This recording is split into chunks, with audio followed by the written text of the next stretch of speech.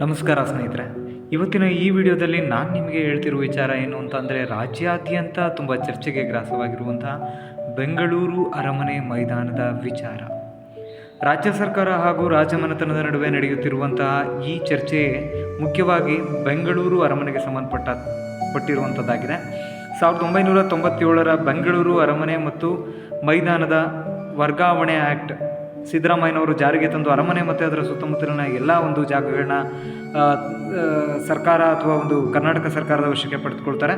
ಇದರ ನಂತರ ಶ್ರೀಕಂಠದತ್ತ ನರಸಿಂಹರಾಜ ಒಡೆಯರವರು ಸುಮಾರು 472 ಎಕರೆ ಈ ಒಟ್ಟು ಅರಮನೆಯನ್ನು ಸೇರಿ ಜಾಗವನ್ನು ಕೋರ್ಟ್ಗೆ ಹೋಗ್ತಾರೆ. ಆ ಕೋರ್ಟ್ ಮುಖಾಂತರ 2013 ಅಂದರೆ ಅವರ ಮರಣಾನಂತರ ಈ ಎಲ್ಲ ಒಂದು ಕಾನೂನು ಹೋರಾಟವನ್ನು ಅವರ ಮಡದಿ ರಾಣಿ ಪ್ರಮೋದಾದೇವಿಯವರು ಮುಂದುವರಿಸ್ಕೊಂಡು ಕೂಡ ಹೋಗ್ತಾರೆ.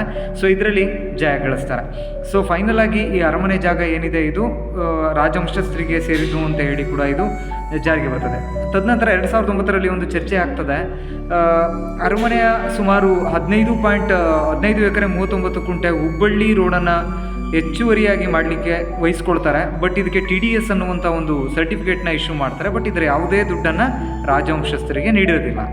ಈ ಒಂದು ಕಾನೂನು ಹೋರಾಟವನ್ನು ರಾಣಿ ಪ್ರಮೋದಾದೇವಿಯವರು ಸುಪ್ರೀಂ ಕೋರ್ಟ್ಗೆ ಮೊರೆ ಹೋಗಿ ಇದನ್ನು ಕೇಸ್ ಹಾಕ್ತಾರೆ. ಸುಪ್ರೀಂ ಕೋರ್ಟ್ ಫೈನಲ್ ಆಗಿ ಒಂದು ಜಡ್ಜ್ಮೆಂಟ್ನ ಕೂಡ ನೀಡ್ತದೆ. ಸೊ ಆ ಜಡ್ಜ್ಮೆಂಟು ರಾಜವಂಶಸ್ಥರ ಪರವಾಗಿ ಕೂಡ ಬರ್ತದೆ. 3,000 ಚಿಲ್ಲರೆ ಕೋಟಿಯಷ್ಟು ಒಂದು ಹಣವನ್ನು ರಾಜವಂಶಸ್ಥಕ್ಕೆ TDR ರೂಪದಲ್ಲಿ ಕೊಡಬೇಕಾಗ್ತದೆ. ಈ ಅರಮನೆ ಮೈದಾನ ಮುಖ್ಯವಾಗಿ ಪ್ರಮೋದಾದೇವಿ ಒಡೆಯರ್ ಅಂದರೆ ಶ್ರೀಕಂಠದತ್ತ ನರಸಿಂಹರಾಜ ಒಡೆಯರವರು ಅವರ ತಂಗಿಯರಿಗೆ ಸೇರಿದಂತಹ ಆಸ್ತಿ ಆಗಿರ್ತದೆ. ಸೊ ಸರ್ಕಾರ ಇಲ್ಲಿ ಅಭಿವೃದ್ಧಿಯ ಹೆಸರಿನಲ್ಲಿ ಈ ಜಾಗವನ್ನು ರಾಜ್ಯ ಸರ್ಕಾರ ವಶಪಡಿಸಿಕೊಳ್ಳಬೇಕು ಅನ್ನುವಂಥದ್ದು ಚಿಂತನೆ ಮತ್ತು ಸುಗ್ರೀವಾಜ್ಞೆಯನ್ನು ಕೂಡ ಹೊರಡಿಸಿದ್ದಾರೆ. ಇದರ ವಿರುದ್ಧವಾಗಿ ರಾಣಿ ಪ್ರಮೋದಾದೇವಿಯವರು ಕೂಡ ಕಾನೂನು ಹೋರಾಟವನ್ನು ಮುಂದುವರಿಸಿದ್ದಾರೆ. ಈ ಒಂದು ಕಾನೂನು ಹೋರಾಟದಲ್ಲಿ ರಾಜಮನೆತನವರ ಮುಖ್ಯ ಒಂದು ನಿರ್ಣಯ ಏನು ಅಂತ ಅಂದರೆ, ಪ್ರಿವಿ ಪರ್ಸನನ್ನು ನಿಷೇಧಗೊಳಿಸಿದ ನಂತರ ಬೆಂಗಳೂರಿನಲ್ಲಿದ್ದಂಥ ಹಲವಾರು ಪ್ರಾಪರ್ಟಿಗಳನ್ನು ರಾಜ್ಯ ಸರ್ಕಾರ ವಶಪಡಿಸಿಕೊಂಡಿದೆ.